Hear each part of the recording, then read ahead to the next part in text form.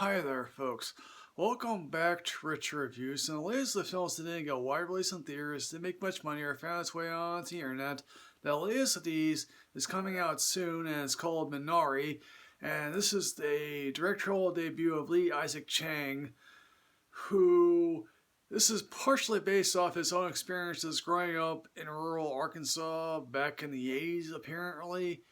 And Minari, if you care to know, is basically water celery. That's what it is. It's from A24.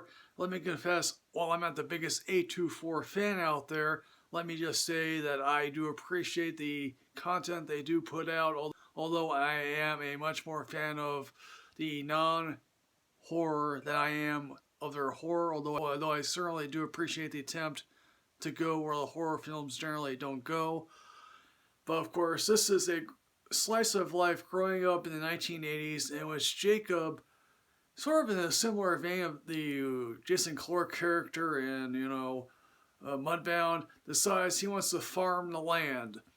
And of course, unlike Mississippi, Jacob moves his family to Arkansas. They come from California. Now, of course, Jacob has basically said, this is where Daddy's going to grow his big pot of land and have a big garden. And his wife, Monica, is just sort of like, and they have multiple arguments over this. She's like, we had a great life in California. Of course, he was chicken sexing, and he felt, oh yeah, that's not a great way for upwards mobility. Let me confess, my dad, one summer, he took a job shearing sheep. And that, trust me folks, how he described it was a nasty, filthy business. Now, of course, if you've never seen basically John Oliver's recent take on collective farming or farming in general, you'd be surprised to know how, quite frankly, farming puts farmers into debt, how big companies are driving independent farmers off their lands.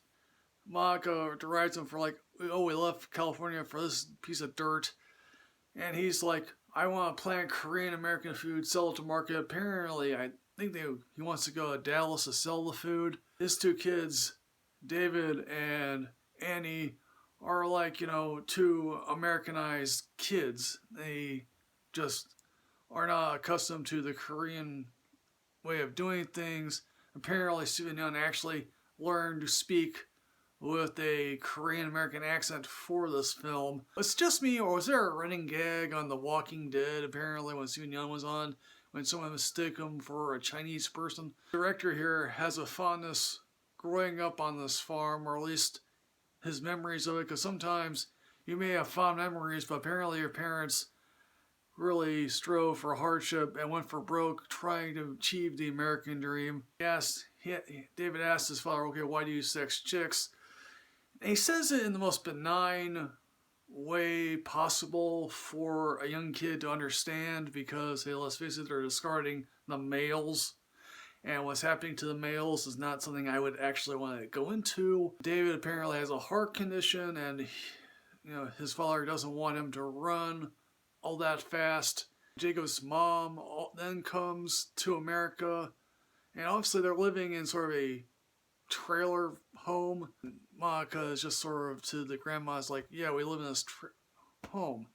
And the grandma's like, hey, it has wheels though. And David, for some very weird reason, doesn't believe that this woman is a grandma because she swears, doesn't make cookies, and she makes him drink this tea, and I guess, hey look, this woman watches professional wrestling, a woman after my own heart. He wants to plant Minari, this water celery, of course. Yes, I forgot to mention that Will Patton is in this film as the helper to Jacob, and he's sort of a overly religious person. We always see him in one scene carrying a cross and can occasionally expelling wisdom here. And what does the American dream mean these days? Because quite frankly, the American dream to one person means clearly something different to another. Apparently critics are just finding themselves over praising this film.